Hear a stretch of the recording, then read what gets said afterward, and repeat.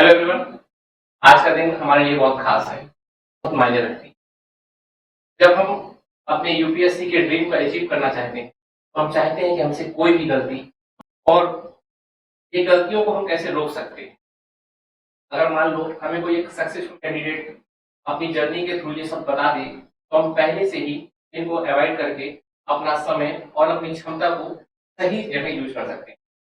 और आज हमारे साथ जो शख्स जुड़ रहा है वो शख्स ने यूपीएससी जर्नी को कवर किया है और इसमें सक्सेस भी पाई है। आइए आज हम सक्सेस कैसे मिलती है, क्या हर्डल आती है, इन तमाम सवालों के जवाब के अपने विशेष अतिथि से पूछते हैं। तो हमारे सामने जो गेस्ट है उसका नाम है गरिमा और 2024 में वो फाइनल सिलेक्टेड है।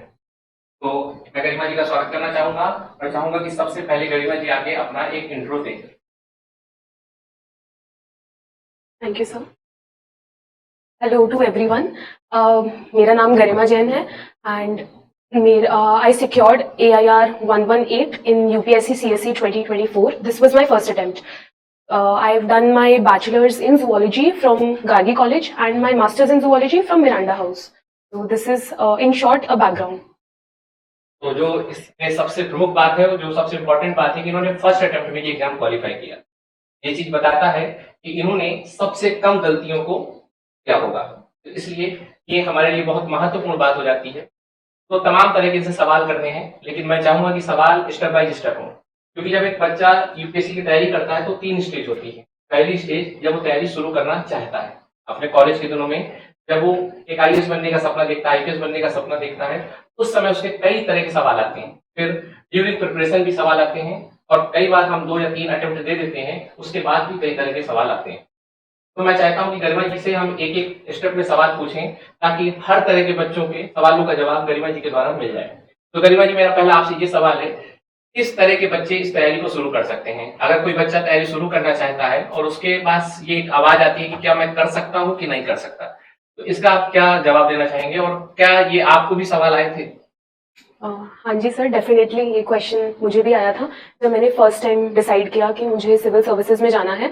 तो मैं ऐसे कैटेगराइज नहीं करूंगी कि कौन तैयारी कर सकता है या किसको करनी चाहिए या नहीं, पर इस चीज़ का सबसे अच्छा पैरामीटर जो डिसीजन लेने का है वो ये है कि क्या आपका सच में इंटरेस्ट है in being a civil servant and वो जील, वो एंथुजियाज्म, वो एम्बिशन है सिविल सर्विसेज ज्वाइन करके नेशन को सर्व करने के लिए। क्योंकि आई थिंक ये सबसे इंपॉर्टेंट चीज़ है, क्योंकि the journey can sometimes be very long, बहुत लंबी खिंच सकती है, sometimes it can be very short, और साथ साथ में स्ट्रगल्स तो सबके होते ही हैं। तो इन दैट सेंस अगर आप उन स्ट्रगल्स को डील करने के लिए और साथ साथ में इतनी प्रिपरेशन, उस लेवल की पढ़ाई करने के लिए अगर आप एंथुजियास्टिक हैं तो आई वुड से कि definitely go and try once. मतलब इनका कहना है कि अगर ये आपकी अंतरात्मा की आवाज है, मतलब आपको किसी बाहरी प्रभाव में आके ये डिसीजन नहीं लेना कि पता चला आपने सरफरोश मूवी देखी और आपने मन बना लिया कि आपको आईपीएस बनना है, और कल जॉली एलएलबी देखी तो फिर मन बना लिया वकील बनना है। तो ऐसा नहीं होना चाहिए, ये आपकी अंदर की आवाज होना चाहिए और एक सस्टेनेबल वॉइस होनी चाहिए जो लगातार अपील करे और आपको मोटिवेट रखे। क्या सहमत आप इस बात से? हाँ जी सर, थैंक यू। अब चलिए, स्टूडेंट ने अपना मन बना लिया कि उसको तैयारी करनी है कि नहीं करनी। जिन्होंने नहीं करनी वो अपने दूसरे ड्रीम अचीव करें, और जिनको ये तैयारी करनी है तो इस एज में इस बात की डिसीजन लेना चाहिए कि तैयारी करनी है कि नहीं करनी, क्योंकि समय के साथ चीजें बदल रही हैं। आजकल बहुत एडवांस हो रहे हैं हम लोग। तो हमें क्या कॉलेज टाइम में ये डिसीजन लेना चाहिए, मास्टर डिग्री के टाइम, या अपने स्कूल टाइम? तो हमें कब ये सोचना चाहिए? सर पर्सनली मैं अपना एग्जांपल देती हूँ। जैसे तो मैंने ये डिसाइड करा था 6th स्टैंडर्ड में कि मुझे सिविल सर्विसेज में ही जाना है। एंड क्योंकि मेरा फैमिली बैकग्राउंड थोड़ा वैसा रहा, मेरे फादर दिल्ली गवर्नमेंट में हैं, but at the same time मैं ये पर्सनली ये भी बिलीव करती हूँ कि जब भी किसी इंसान के मन में इस चीज़ का ये आइडिया आया या इस टाइप का एम्बिशन आता है तो उस टाइम पे इट इज़ इतना कोई, सर आई थिंक ये वाला पार्ट थोड़ा हम कट करवा देंगे। हाँ, तो anyone who decides they want to join the civil services at any age should definitely try once। और इसमें ऐसा कोई हार्ड एंड फास्ट रूल नहीं है कि आपने बचपन में डिसाइड किया या आपने कॉलेज टाइम पे डिसाइड किया आप तभी सिविल सर्विसेज में जा सकते हैं। आप अपने करियर में काफी बाद में भी डिसाइड कर सकते हैं। And there are many instances ऐसे सिविल सर्वेंट्स के जो करियर में काफी बाद में भी डिसाइड करते हैं and they become very successful, not just in the exam but आगे एज अ सिविल सर्वेंट। तो सर मायने ये है कि आप अपनी इंडिविजुअल कंडीशन को देखिए जब आपको डिसीजन लेना है, और ये बहुत सही जवाब है कि कोई भी एक पैरामीटर नहीं हो सकता जैसा इसमें मैं एक उदाहरण गांधी जी को बहुत अच्छे से समझता हूँ कि गांधी जी ने जो अपने स्वतंत्रता संग्राम आंदोलन में बहुत देर में भूमिका निभाई, लेकिन सबसे प्रभावी रही। तो कहने का मतलब है कि ये डिसीजन आपको लेना है। आप जब कंफर्ट महसूस करो और जब आपको लगे, वो 6th स्टैंडर्ड हो सकता है, वो ग्रेजुएशन हो सकता है, वो पोस्ट ग्रेजुएशन भी हो सकता है। तो इसमें कुछ भी लेट नहीं है, पेशेंस के साथ और बहुत ही लॉजिकल होकर आपको ये डिसीजन लेना है कि आपको तैयारी कब शुरू करनी है। Okay, thank you. अगला मेरा सवाल है कि अगर हमने सोच लिया कि हमें तैयारी करनी है, तो इसमें कॉलेज का क्या रोल है? क्योंकि आजकल जो एक स्यूडो प्रिपरेशन चल रही है यूपीएससी की, या मार्केट का बहुत ज्यादा इम्पैक्ट है यूट्यूब और सोशल मीडिया का, तो कई तरह की तमाम बातें चलती हैं। तो क्या कॉलेज का इसमें क्या रोल होना चाहिए? मेरा डायरेक्ट सवाल है कि कॉलेज को हमें अवॉइड करना चाहिए, या कॉलेज यूपीएससी के लिए हमें कुछ हेल्पफुल करता है? मतलब कॉलेज को हमें किस लेवल पे देखना चाहिए? सर पर्सनली क्योंकि मैंने गार्गी एंड मिरांडा से मेरी एजुकेशन रही है, सो दिल्ली यूनिवर्सिटी का कंप्लीट कल्चर था, तो इस कल्चर ने मेरी पर्सनालिटी डेवलपमेंट में बहुत हेल्प करी है। मुझे इंडिपेंडेंट होना सिखाया, चीज़ों को बोलना, मतलब एक्सप्रेस करना, खुद को कैसे एक्सप्रेस करते हैं, अपने जो आपके टैलेंट्स हैं उनको कैसे होन करते हैं, अपनी हॉबीज़ पे कैसे काम करते हैं। तो कॉलेज का इस सेंस में बहुत इंपॉर्टेंट रोल है। एंड आई थिंक कि college is one place when a person steps out of their house and for the first time sees the world outside. तो बाहर की दुनिया को कैसे देखना है, कैसे परसीव करना है, लोगों को आप कितने नए नए लोगों से मिलते हैं, उनको जान के लोगों की समझ कैसे रखनी है और ऑब्जर्वेशन कैसे करनी है, तो ये चीजें मैंने अपने कॉलेज टाइम पे सीखी। तो उस सेंस में आई वुड से कि कॉलेज का जो इम्पोर्टेंस है वो काफी ज्यादा है ड्यूरिंग योर प्रिपरेशन। अच्छा, जब आप मेंस में या प्रीलिम्स में जब आप 3 घंटे एग्जाम हॉल में रहते थे, उस समय कुछ कॉलेज का रोल जो बिल्कुल डायरेक्ट आपको दिखाओ, जैसे किसी क्वेश्चन को सॉल्व करने में कोई कॉलेज का कंटेंट, या कॉलेज का कुछ प्रेशर हैंडल करने में, ऐसा कुछ कॉलेज का रोल रहा होगा? हाँ सर, डेफिनेटली, क्योंकि मैं साइंस बैकग्राउंड से हूँ, तो हमारी क्लासेस काफ़ी रिगरस रहती थी, तो कंप्लीट हमारी लैब्स रहती थी 4-4 घंटे की। तो during that time we learn how to work hard, कैसे कंटिन्यूस उतने ड्यूरेशन के लिए बैठना है, कैसे टीचर से इंटरेक्ट करना है, बाकी स्टूडेंट से इंटरेक्ट करना है। फिर बाकी कॉलेज में काफ़ी एक्स्ट्रा करिकुलर एक्टिविटीज़ भी हैं। तो जैसे I was in the quizzing society of Gargi college, तो उस सेंस में जितना मैंने नॉलेज गेन किया है, कंज्यूम किया है, उसने मुझे आगे जाके प्रिपरेशन में काफी हेल्प करी during my pre, mains as well as interview. अब कॉलेज का कोई भी सब्स्टिट्यूट नहीं हो सकता। बेसिकली अगर देखा जाए तो गरिमा ये कहना चाहती है कि ये एग्जाम एक पर्सनालिटी का एग्जाम है, और पर्सनालिटी को डेवलप करने में अगर घर के बाद किसी और की भूमिका है या रोल है तो कॉलेज का है। तो इस प्रकार से इन्होंने ये कहा कि हमें कॉलेज को भी अपनी तैयारी का पार्ट बनाना चाहिए, और किस तरह से हम कॉलेज को अपनी तैयारी का पार्ट बना सकते हैं इस पे भी चर्चा करनी चाहिए। तो चलिए, अब हमने सोच लिया कि हम कॉलेज पे हैं और हमें तैयारी करनी है, कॉलेज का भी रोल है, उसको भी एंजॉय करेंगे। पर सवाल है कि कॉलेज के साथ अगर हमें यूपीएससी की तरफ बढ़ना है तो सबसे पहला स्टेप क्या होना चाहिए? एनसीईआरटी, कोचिंग, या नोट्स, या कुछ भी आप जो चाहें बता सकती हैं, इसमें जो आपने खुद महसूस किया हो। सर कॉलेज, जब आप कॉलेज में होते हैं तो it is the best time in your life to consume a lot of very varied information. तो आप अलग अलग सोर्सेज से बहुत अलग अलग चीजें कंज्यूम करेंगे, क्योंकि वहां पे कॉलेज में आप बहुत अलग अलग टाइप के लोगों से मिलेंगे जिनके बहुत वेरीड इंटरेस्ट होते हैं। तो उस सेंस में एक्सपोजर बहुत मिलता है। तो कॉलेज के टाइम पे you can start by reading NCERTs as well as आप और भी जितने एक्स्ट्रा करिकुलर एक्टिविटीज हैं, आपके क्विजिंग क्लब्स हैं, स्पोर्ट्स हैं, और या बाकी सोसाइटीज हैं, तो आप उनको ज्वाइन कर सकते हैं। तो उस सेंस में आई थिंक ये प्रिपरेशन का आपका बेस फॉर्म करता है, and it also helps you understand कि क्या आप सिविल सर्विसेज में जाने के लिए मतलब are you meant for being in the civil services, या क्या सिविल सर्विसेज में जाने के लिए उतना वो बेंट ऑफ माइंड है, क्या आप सिविल सर्विसेज में जाके वो चीज एंजॉय करेंगे या नहीं। तो आई थिंक ये सारी चीजें हैं जिन पे हम ध्यान दे सकते हैं during preparation in college time. अच्छा, तो अब एक कॉलेज लाइफ में उन्होंने कहा कि हमें हर तरह से सीखना होगा और पर्सनालिटी को अपने ग्रूम करते हुए तैयारी को शुरू करना होगा, और ये ऑप्शन हमें मिलेंगे, क्योंकि सबसे बड़ी बात होती है अपॉर्चुनिटी की, और कॉलेज हमें वो अपॉर्चुनिटी देता है। तो चलिए, ये तो हो गया। अब बात हम एनसीईआरटी की करते हैं, जो आज की डेट में एक फैशन भी है, एक नीड भी है। तो एनसीईआरटी एज ए फैशन और एनसीईआरटी एज ए नीड, आप इसको कैसे देखते हो, और आपने एनसीईआरटी को कैसे कवर किया, या एनसीईआरटी को पढ़ा कि नहीं पढ़ा, इस पे कुछ बातें करना उचित होगा बच्चों के लिए। सर जैसे मैंने अभी कहा, तो एनसीईआरटी तो हमेशा आपका बेस है, इट इज द फाउंडेशन। उससे आपको सारे सब्जेक्ट्स की, जीएस के जितने भी सब्जेक्ट्स हैं उनकी समझ मिलती है। तो एनसीईआरटी में जो क्रिटिकल इवैल्यूएशन है चीजों का, और साथ में जो सिंप्लिसिटी है चीजों को लिखे जाने की, तो उससे आपको आगे समझ आएगा कि बाकी जो स्टैंडर्ड बुक्स हैं उनको पढ़ के कैसे समझना है। तो एनसीईआरटीज का इस सेंस में बहुत इंपॉर्टेंस है। तो एनसीईआरटीज को आपको एक फैशन की तरह या एक फैड की तरह नहीं लेना। तो NCERTs are your basic books. मैंने सारी एनसीईआरटीज करी 11th एंड 12th की for all the subjects and I personally felt कि उनको पढ़ने के बाद जो अगर एक साइंस बैकग्राउंड का बच्चा है तो उसको कैसे आर्ट्स बैकग्राउंड की जो सब्जेक्ट्स हैं उनकी कैसे एक समझ मिलती है, एक बेसिक अंडरस्टैंडिंग, तो वो गेन करने के लिए एनसीईआरटीज काफी इंपॉर्टेंट है। तो गरिमा जी का कहना है कि एनसीईआरटी कोई लग्जरी नहीं है, एनसीईआरटी हमारी बेसिक नीड है और उसके साथ ही हमें यूपीएससी आगे बढ़ना होगा।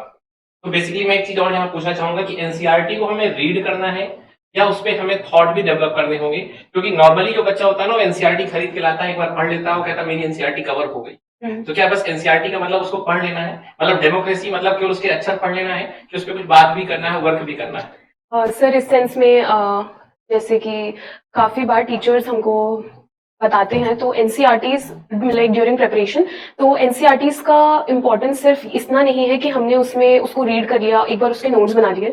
तो एनसीईआरटी का इम्पोर्टेंस आपका थॉट डेवलपमेंट और वो जो यूपीएससी का प्रोसेस है उसको अंडरस्टैंड करने के लिए, जो आपकी देश की पॉलिटिक्स है, इकोनॉमिक्स है, उस सबको समझने के लिए बहुत इंपॉर्टेंट है।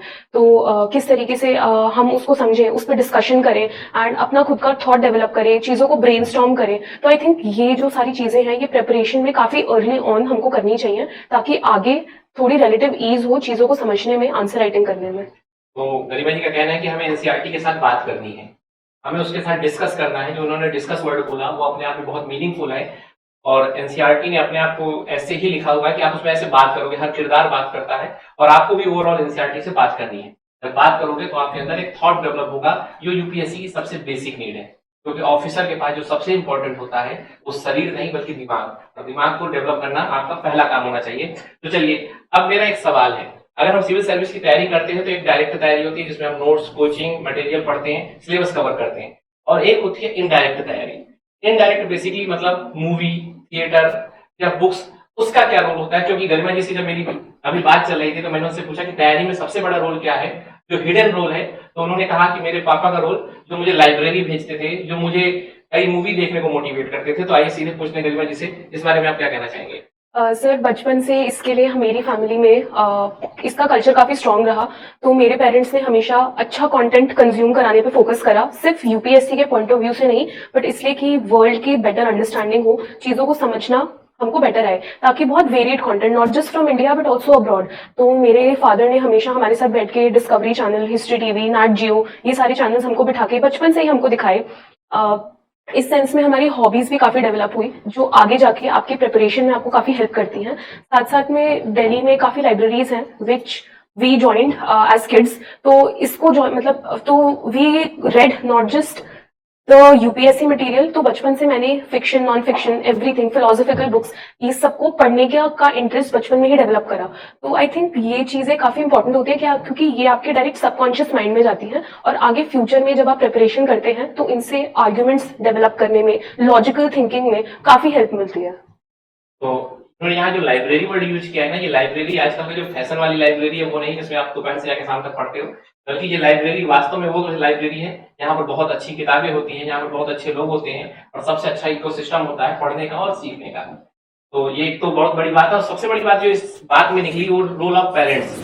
तो मेरा एक इनका सवाल है, इन्होंने कई बार अपने पापा और मम्मी का नाम लिया, मैं चाहता हूँ कि ये भी बात सामने आए कि एक एस्पिरेंट्स के जीवन में उसके फादर या उसकी मदर का क्या रोल होता है या उसके गार्जियन का क्या रोल होता है और कितना मायने रखता है ड्यूरिंग प्रिपरेशन या पहले या बाद में। तो मैं आपसे इसमें चाहूंगा कि आपको कब कब लगा कि आपके पापा और मम्मी की हेल्प काम आ रही है? सर मेरे दोनों पेरेंट्स ने मुझे हमेशा हर चीज़ के लिए, जो भी मेरे को लाइफ में करना है, अचीव करना है, उसके लिए हमेशा काफ़ी मोटिवेट करा। तो जैसे taking my mother for example, तो उन्होंने हमेशा मुझे चैलेंजेस से डील करने के लिए स्ट्रेंथ दी, हमेशा मुझे सिखाया। उनका हमेशा ये डायलॉग रहता था कि बेटा आपकी लाइफ में अभी जो प्रॉब्लम्स हैं they are nothing compare to the problems that you will face when you become a bureaucrat. तो अगर आप अभी इन छोटी छोटी बातों से इतना अफेक्ट होगे तो फ्यूचर में जाके आपको जब सच में रियल लाइफ प्रॉब्लम्स आएंगी, और सिर्फ आपकी खुद की नहीं बट एक डिस्ट्रिक्ट में लोगों की या आपके अंडर जो एरिया है उसमें लोगों की जिनको आप सर्व कर रहे हैं, तो आप उनकी प्रॉब्लम्स को कैसे डील करोगे। तो उस सेंस में मेरी मदर का रोल बहुत इंपॉर्टेंट है मेरी लाइफ में। एज फॉर माई फादर, उन्होंने हमेशा मुझे, क्योंकि वो खुद दिल्ली गवर्नमेंट में है, ही इज सर्विंग हिमसेल्फ, तो उन्होंने हमेशा मुझे पब्लिक सर्विस की तरफ बहुत मोटिवेट करा और हमेशा मुझे सिखाया कि कैसे लोगों के साथ इंटरेक्ट करना है, कैसे बातें करनी है, किस सेंस में आपको लोगों की प्रॉब्लम्स को समझना है, सुनना है, कैसे काम करना है उन पे। तो आई थिंक कि पेरेंट्स का जो रोल है वो इस सेंस में बहुत इंपॉर्टेंट होता है, क्योंकि पेरेंट्स ही हैं जो आपका फर्स्ट सोर्स ऑफ वैल्यू है। तो जितनी भी आपको वैल्यूज मिलती हैं वो आपके घर से ही स्टार्ट हो रही हैं। तो मेरे पेरेंट्स ने मुझे हमेशा काफी अच्छी वैल्यूज दी, जो I hope in the future I continue, and मेरी हमेशा सर्विस में मुझे काम भी आएंगी। तो कहने का मतलब है कि जो पेरेंट्स हैं वो सबसे पहले आपको ट्रेनिंग देते हैं। और यहाँ गरिमा ने एक बहुत अच्छी बात बोली कि उनकी मम्मी कहती थी एज ए ऑफिसर कैसे डील करोगी, और कहीं ना कहीं अगर देखा जाए तो सबकॉन्शियस माइंड से ये गरिमा को तैयार कर रही थी कि तुम एक अधिकारी बनने वाले हो। तो गरिमा भी अपने आप को वैसे ही देख रही थी। आप भारतीय संस्कृति में बिलीव करते होंगे तो आपको जामवंत की बात पता होगी कि हनुमान को अगर सबसे ज्यादा किसी ने हनुमान जी को क्षमता का ज्ञान दिया तो जामवंत जी ने, तभी हनुमान जी समुद्र पार कर पाए। तो हमेशा अपने गार्जियन का बहुत बड़ा रोल होता है। ये बात मैं इसलिए कहना चाहता हूँ सभी माता और पिता से कि प्लीज जब आपके बच्चे का वो सपना होता है ना तो वो आपका भी सपना होता है। और सिविल सर्विस एग्जाम में एक परिवार की भूमिका होती है, न केवल एक इंडिविजुअल की। और पूरा परिवार जब मिलकर किसी चीज की तैयारी करता है तो उस चीज को पाने से कोई नहीं रोक सकता। तो मेरी बात से आपको तो सहमत है कि परिवार का रोल बहुत। सर डेफिनेटली, मेरे पेरेंट्स ने कभी मुझ पे कोई अननेसेसरी प्रेशर भी नहीं डाला किसी चीज का। उनका हमेशा रहता था कि अपनी हेल्थ पे फोकस करो, that is foremost, not just physical as well as mental health, physical health, spiritual health, everything is very important when you are preparing to get into the services या preparing for anything in your life. अभी तक बहुत बार चर्चा हो चुकी होगी, UPSC की हजारों वीडियो होंगे, लेकिन पेरेंट्स के रोल को बहुत इग्नोर किया है। मैं इस बात पर बहुत फोकस करना चाहता हूँ। जैसा कि अभी गरिमा ने कहा कि उनके दिमाग को पिता ने मजबूत किया, उनके हार्ट को माता ने। और मुझे लगता है यूपीएससी के लिए दोनों बहुत जरूरी है, क्योंकि जोश और होश जब दोनों होगा तभी आप एक अच्छे एस्पिरेंट्स बन सकते हो। तो चलिए अब तैयारी अगर आप शुरू कर रहे हैं, क्योंकि कॉलेज लाइफ हो चुकी, अगर आप तैयारी शुरू करते हैं तो सबसे पहला मेरा एक सवाल, ऐसी कौन सी चीजें हैं जो एक गैप क्रिएट कर देती हैं सक्सेस होने वाले एस्पिरेंट्स, और जो लगता है कि सक्सेस नहीं होंगे? मतलब ऐसा बोलना तो नहीं चाहिए पर सच्चाई है, कुछ क्या हमारी तैयारी से ये डिसाइड हो जाता है कि हम किधर जा रहे हैं? तो इस पे आपको क्या लगता है? ये आप अपने आप को भी सेंटर में रखिएगा, साथ में आप बहुत सारे सिलेक्टेड कैंडिडेट से भी मिलते होंगे, बहुत सारे मैच्योर कैंडिडेट से। तो आपको क्या लगता है कि तैयारी में किस बातों के कारण हम एक सही डायरेक्शन में जाते हैं? सर डेफिनेटली ड्यूरिंग प्रेपरेशन, जब आप प्रेपरेशन कर रहे हैं तो I have personally met a lot of people जो माइंडलेसली, मतलब क्योंकि आजकल ये जो इन्फॉर्मेशन फ्लड वाला फिनोमिनन है उसकी वजह से माइंडलेसली बस इन्फॉर्मेशन कंज्यूम कर रहे हैं। They do not focus on revising, चीजों को रीट्रेट करने पे फोकस करने की जगह people are just consuming new information, market में जो भी आया, when in reality ये जो जितना भी information है it is just a repeat of what you have already read. तो instead of going for any new material, people would actually do good in this exam, they focus on revision. तो एक ही चीज को आपने पढ़ा, उसको multiple times revise करके किस तरीके से इंटरनलाइज करना है, ताकि जब आप एग्जाम हॉल में बैठे हैं, आप आंसर लिख रहे हैं, वो चीज एक्चुअली आपके हाथ से आपके पेपर पे आए। क्योंकि इस एग्जाम में भी जब आप मेंस लिखेंगे, प्री देंगे, तो यू विल पर्सनली फील कि इस एग्जाम में पहले आपकी जो ओवर टाइम आपने अपनी नॉलेज अक्यूमुलेट करी है, कहीं पे कुछ पढ़ा, उसको इंटरनलाइज किया हुआ है, या सबकॉन्शियस में वो चीजें चली गई, वो चीजें कितनी हेल्प करती हैं एज कम्पेयर टू कोई एक नई चीज जो आपने एग्जाम के कुछ दिन पहले ही पढ़ी। वो शायद पेपर पे नहीं उतरे, बट ये चीज जो आपने ओवर टाइम पढ़ी है, इंटरनलाइज करी है, वो चीज ज्यादा बेटर उतरेगी। तो ये जो रिविजन वाली चीज है, and instead of chasing multiple sources, अपने कुछ सोर्सेज लिमिट करके उन्हीं को बार बार पढ़ना, ये चीज आई थिंक बहुत मेजर गैप क्रिएट करती है। तो अगर गरिमा जी की बात को सरल शब्दों में समझा जाए तो मतलब पढ़ाई केवल क्वांटिटेटिव टर्म्स में नहीं होना चाहिए, हमने 8 घंटे पढ़ लिया, 18 घंटे पढ़ लिया। पढ़ाई में क्वालिटेटिव सेंस भी होना चाहिए कि हमने जो पढ़ा उसमें रिटेन कितना किया। बेसिकली हमें आउटकम ओरिएंटेड अप्रोच को अपनाना होगा। हम जो पढ़ रहे हैं वो एग्जाम हॉल में कितना काम आएगा। हमें अगर इंफॉर्मेशन फ्लड इन्होंने जो बोला, वो बेसिकली आजकल हर जगह जानकारी मिल रही है। आप देखते होंगे कि कोई भी मैटर होता है उसमें 4-5 जानकारी या 4-5 घंटे का वीडियो तुरंत देखते हो। तो बेसिकली हमें उसको कैसे कवर करना है, ये बहुत इंपॉर्टेंट है। तो इनकी जो बात है वो फोकस करता है क्वालिटी पे प्लस क्वांटिटी पे। तो जैसा कि हम लोग इस पे डिस्कस कर चुके हैं कि क्वांटिटेटिव और क्वालिटेटिव दोनों अप्रोच को हमें फॉलो करना होगा। हमें क्या पढ़ना है, कैसे पढ़ना है, ये और कितना पढ़ना है, सब पे फोकस करना होगा। मेरा अगला सवाल जो है कि जब हम यूपीएससी की प्रिपरेशन करते हैं तो बहुत सारे स्टूडेंट होते हैं कि हम फर्स्ट अटेम्प्ट में निकाल लेंगे, बहुत मतलब रिजल्ट ओरिएंटेड हो जाते हैं। तो क्या हमें रिजल्ट ओरिएंटेड होना चाहिए? ऐसा तो नहीं कि रिजल्ट ओरिएंटेड होने से बहुत ज्यादा प्रेशर आ जाता है और शायद हम अपने प्रोसेस को एंजॉय नहीं कर पाते। इस कॉन्टेक्स्ट में मेरा क्वेश्चन है गरिमा से कि हमें किसको ज्यादा एंजॉय करना चाहिए, प्रोसेस को कि रिजल्ट को? मतलब रिजल्ट प्रोसेस पे डिपेंड करता है कि प्रोसेस रिजल्ट पे, और गरिमा ने इस चीज को कैसे एंजॉय किया, इसको हम पूछना चाहेंगे। डेफिनेटली सर आई थिंक कि यूपीएससी की प्रिपरेशन के टाइम पे एक चीज जो सबसे ज्यादा आपको मोटिवेटेड रखती है या रख सकती है, वो आपका वो जो रिजल्ट है, रिजल्ट वाले दिन अगर आपकी रैंक आती है तो वो जो एंटिसिपेशन है, तो that is one thing that is going to keep you very much motivated. तो आपका जो प्रोसेस है उसको एंजॉय करना, of course that is first and foremost, क्योंकि जब तक आप वो नहीं करेंगे तब तक आप इस पूरे प्रोसेस को जब तक एंजॉयमेंट नहीं रहेगा तब तक आप चीजों को समझ के पढ़ भी नहीं पाएंगे, एंड वो आपका डेफिनेटली रिजल्ट इम्पैक्ट करता है। तो दोनों चीजें काफी इंटर रिलेटेड हैं, एंड ऑफ कोर्स वो जो रिजल्ट की एंटिसिपेशन है वही आपका प्रोसेस का एंजॉयमेंट का कॉज भी है, and at the same time आप जब तक प्रोसेस एंजॉय नहीं करेंगे तब तक results are also probably not going to be in your favour. तो इन्होंने यहाँ मध्यम मार्ग की बात की है कि हमें दोनों को ध्यान में रखना है, हमें किसी भी तरह का रिजल्ट को इतना प्रेशर में नहीं कन्वर्ट कर लेना कि वो हमारे लॉजिकल या हमारे माइंड की पोटेंशियल को कम रहे। मतलब हमें उसको एंजॉय करना है रिजल्ट को, पर प्रोसेस को भी हमें साथ में एंजॉय करना होगा, क्योंकि प्रोसेस का ही रोल बहुत महत्वपूर्ण हो जाता है।